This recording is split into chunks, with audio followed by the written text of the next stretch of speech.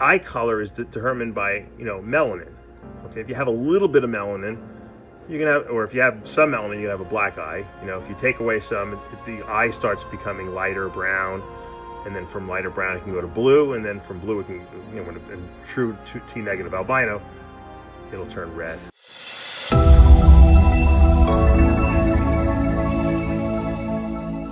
What's up, snake fans? Dave Palumbo here for Muscle Serpents Daily, and today I'm doing this little intro a little later. I already was in the snake room. We looked at some great boas and some great ball pythons. I think you guys are gonna really enjoy it. I try to pick out some really top-notch snakes in my collection, stuff that I'm gonna be selling, stuff that I'm not selling, but stuff I think that would pique your interest. So without further ado, without ruining the surprise, let's go into my snake room and see what I got today. All right, guys, like I said, we're gonna be putting up some labbies and some crystals for sale. This is a hypo jungle labby. Beautiful, beautiful little girl. I love the way the labyrinth pattern goes the entire length of her body. It probably has something to do with the jungle gene being in there. Possibly the hypo also interacting. Hypo changes saddles. I just like the pattern of this, and she's got really like a bluish eye. She's really nice. For a single copy labby, I think this is one of the nicest ones I've seen, just because the whole length of her body has got that nice labyrinth pattern. Beautiful. So this is a female. She'll probably be going up. We'll keep an eye on her. If anyone wants to reach out before I list these guys on Morph Market, just feel free to hit me up, text, email, whatever. Here's a male that's also a hypo jungle labby. And this one has the labyrinth pattern the whole length too, but it's broken up and it's got some chain linking in there. It's not completely, the whole way. Let's see this. It goes the whole way, but it's broken up like right in the middle there. So like I said, all labbies are completely different looking. They have completely different looks to them. And this boy is beautiful in his own right. Really nice color, also nice light blue eye from the hypo and the labyrinth combining together. Get that blue eye. Now this girl is really nice looking. I think she's actually super hypo.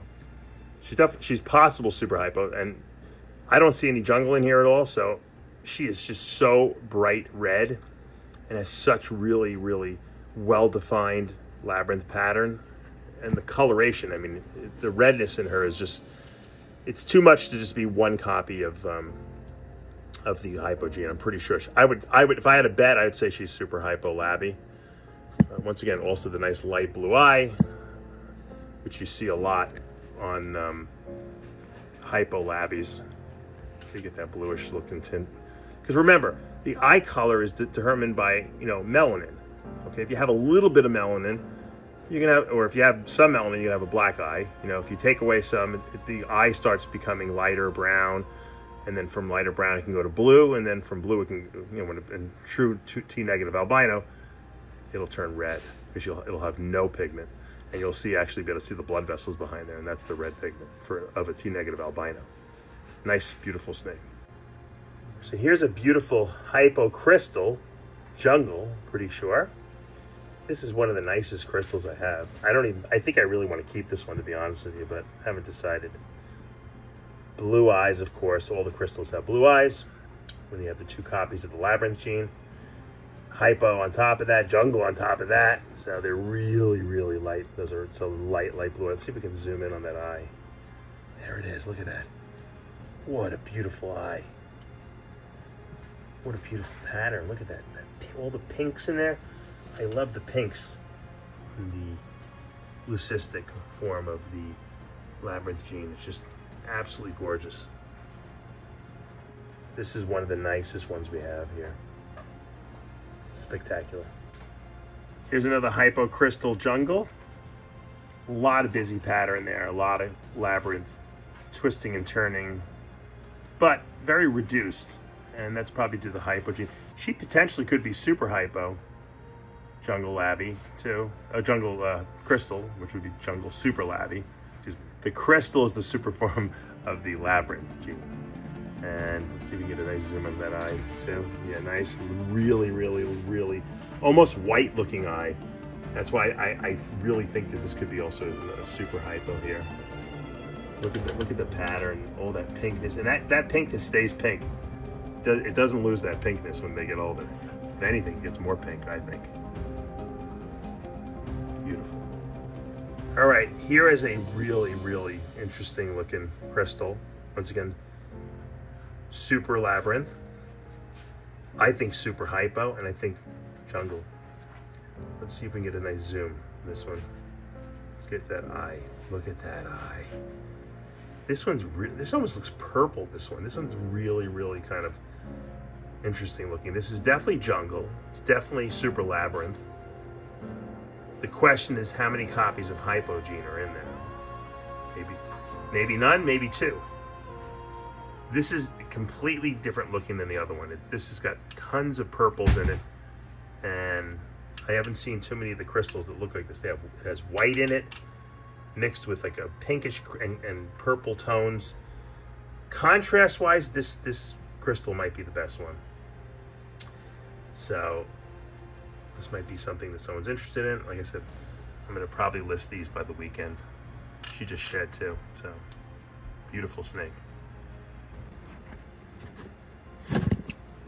Here's a beautiful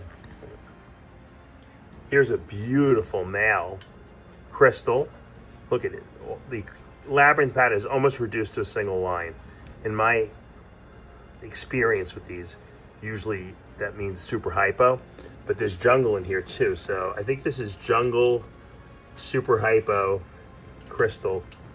Once again, it could be redundant with what I just showed you, but it doesn't matter because all the labyrinths and all the crystals have different expressions. So you're going to see different things happening with the pattern, reduction of saddles, reduction of the labyrinth pattern that you see down its back. This is just really reduced, and that's why I'm thinking along the lines of super hypo. Let's see if we can get that eye there. Really beautiful. They're also different looking, and that's what makes them all so special. So.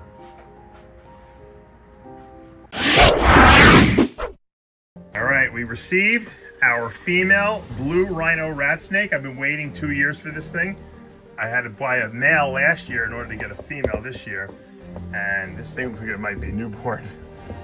It just came in the other day from Europe. And my reshipper sent it over to me. Ivory Exotics. Look at that, what a beauty. And yes, they're not blue. Because they're born tan. After about a year, they turn green, and then they start getting blue speckling. Our male from last year hasn't even turned blue yet. He's still green with some blue speckles in him. What a beauty, huh? Look at that. She's got like a red eye. Look at that. A rhinoceros nose there. What a cool snake. Pablo had to like jimmy this thing up so this thing can't get out. It's so tiny. That's a small hide box. You get a true perspective of how small this snake is. Teeny, teeny, teeny, tiny. What a beauty. I love these rhino rats. So happy I got a pair of these things. At some point, hopefully we can reproduce these things. They're just stellar. A+ quality. All right, looking at a few holdbacks that are growing up. This is a leopard, blackhead, het lavender female I produced last year. She has put on a lot of size, this girl. In 1 year, I mean, she was born in May of 21, so she is really dark too. I really love her. Blackhead and leopard go really well together because they're both dark morphs, and the blackhead with the leopard really blacks out a lot of the snake. Super, super stellar. I think this girl is going to produce some really nice babies moving forward. Can't wait. One of my favorite snakes from 21. Now, I'm not even sure what we know it's banana. I think it's banana, hurricane, GHI, possible pastel. Might be pastel too. You can see those are not the banana spots. Those are the paradoxing that we see in the banana. That just decide. I mean, they were born like this with that black splotch on his head. But you can tell like the GHI and the, hurricane or dark morphs, and it really makes the banana look pretty cool with a lot of contrast. Remember, as banana gets older, it gets yellower. This snake has really changed a lot, but it still looks really cool in its own right. It has its own like coolness to it because it's got a lot of dark purples in it still from those GHI and from that hurricane mixed with the banana. So pretty happy with the way this girl's coming out. This girl from last year, she's a year old. She's maybe a year and a month. Just ate a medium rat. Pablo fed her today. Unbelievable. Can't believe it. Super Orange Dream. Krypton. Possible fire. I'm not sure on the fire yet. 100% head Ultramel. So Krypton is 1 copy of Cryptic, 1 copy of Clown. Super Orange Dream. And then, of course, we have it being 100% head Ultramel. So tremendous potential in this female. We can produce some really cool stuff with her. We can make Kryptons, we can make Cryptics, we can make Clowns. We could potentially, if we breed to the right thing, we can make some, we'll add Ultramel in there as well. So Ultramel Clowns, Ultramel Kryptons with the Orange Dream in it. They're gonna be super, super cool. So I'm looking forward to breeding this girl out. Maybe this year, maybe in 2023. I don't know. Here's a really nice Mandarin Coral Glow Pastel. And Coral Glow obviously being very similar to Banana, but being a little different too at the same time. This is a female. Held her back because I really loved her color. I see the Mandarin in there a lot, and Mandarin and Coral Glow work really, really well together. So I'd like to make a super Mandarin version of this just to see how it's going to look. I think it's going to be stellar. So we'll see moving forward. Our Mandarin Clown just ate a small rat. It's a 2021. Super excited every time. I'm like an old grandmother who likes to see their grandkids eat. When I see something like this eat, I get all excited. I'm like, yes, she ate. She's growing. She's growing. So really nice. It's one of my nicest probably snakes in the whole collection, Mandarin Clown. A lot of huge potential with this snake. I've shown you her before. She's putting on the size. That's what it's all about. Our black pastel pied female, which looks like almost like a panda pied. Probably the blackest single copy black pastel that I've seen. You know, very, very little striping. A little bit in the face, a little bit on the tail, but really chocolatey, solid color. I'm really interested to see what kind of a panda pied she will make. So when we breed her to my black pastel pied male at some point, obviously she's still a little on the smaller side. She was a stubborn eater for a couple months. She ate a nice size small rat just now, so I'm looking forward to seeing what she produces in the future. Got to have good stock to produce good stock. And we'll end with our Orange Dream Hypo Ultramel Pied, or Orange Dream Ultra Glow Pied. Triple recessive with the Orange Dream in there. Incomplete dominant. Probably one of I guess I'm the most proud maybe of producing this snake, because this girl is just, the odds were so hard to hit her, and she's spectacular, and she just keeps getting better and better and better and better. And at some point in the future, we will breed her. Not this year, obviously. She was only born, she's just barely a year old. She'll probably need another year, but I think if she keeps eating the way she has, I think by next year we'll be able to breed her for sure. Try to produce the super Orange Dream form of this. Love this girl.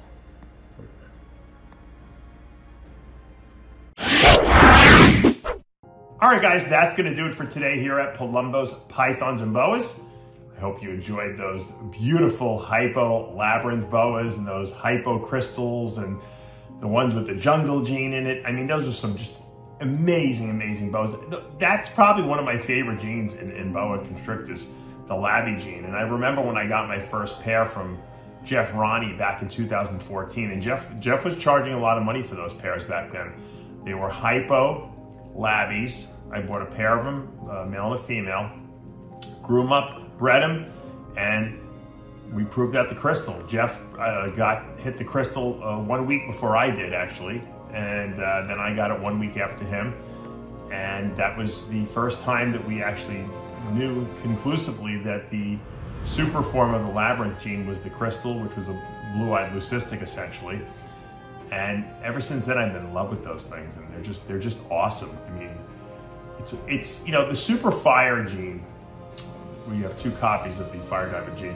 is awesome because it's a white snake, black eyes. It's a black-eyed leucistic essentially. And you know, some of them are jet white, some of them have some black pigment spots, but the blue-eyed leucistic of the super labyrinth gene, to me, is got more potential because you can change it and you can do stuff to it. So you get a white snake, but you get pink patterning, that labyrinth patterning, depending on if the hypo gene is there or jungle. And we haven't even seen some of the other combos with crystal, although I have a VPIT positive crystal. It almost looks like white, you know, it kind of lost its pattern a little bit, but the crystal complex, I like to call it, has a lot more potential in my mind. And I like a blue-eyed boa. I think they're just really cool. I mean, everyone loves a red-eyed, you know, albino, but the blue eyes, just the blue with the white, just kind of looks just really, really high-end.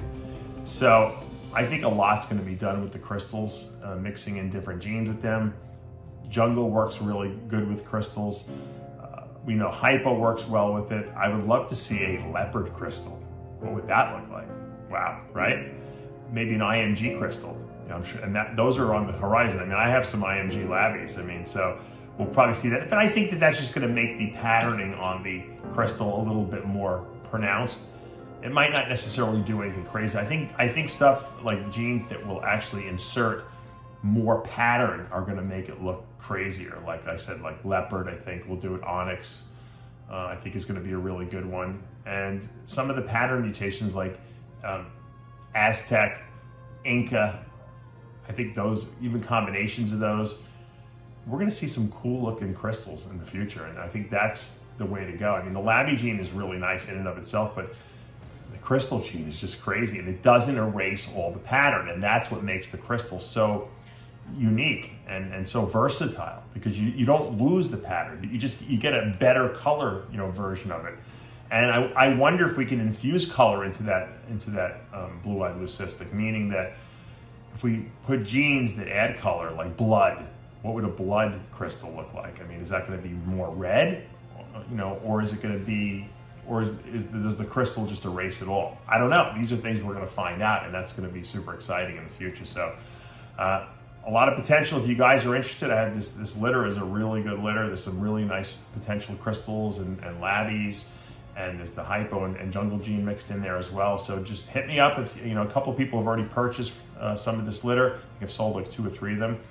If anyone wants some, let me know, because they're going to go fast. I haven't really put them up. I put a couple up on Morph Market, but I haven't really put them all up. So if you guys are interested, you know, I'm more than happy to help you guys decide what you might want and what pairs to put together to create what you guys happen to be looking for. Also, I hope you enjoyed the ball python stuff I showed you, because, you know, well, first of all, I'm so happy I got my blue rhino rat snake female. I didn't know it was going to happen, to be honest with you, because of the war in Ukraine, and I guess the breeder of these blue rhino rat snakes are very close. I don't know if he's in Ukraine or he's close to it. He wasn't sure he was going to be breeding this year, and so we almost didn't have a clutch. And at the last minute, my guy who gets me these things said, "You bred him, and you're going to get your female," because I waited a whole year. I had to buy a male first last year. Got my female this year, and she looks great. Can't wait to see her grow up. You know, I'm very patient with these things. I'm not rushing it. I don't really care if I breed them or not. I just love it. I want to put them both in a display cage, you know, and just because they're so beautiful, and they're arboreal, and they like to climb, and they don't bite. You know, at least I've never been bitten by one. My son holds it. He loves the rhino rat snake. So it's a good beginner snake, you know, for a kid. Not maybe as a keeper, but you know, for if you have children who want to hold them, they don't seem to be very bitey at all. So that was something that I was impressed with and really happy with. And of course, you know, I got some great ball pythons I'm growing up. They're eating medium rats now. It's great when you have a year-old ball python that's up to medium rats, because you know they're going to breed in the next 6 to 12 months, and it's a great feeling to know that your snakes have done that. And I noticed that when I produce them in-house, in other words, I hatch the eggs, I have the babies, I raise them up, they always eat better.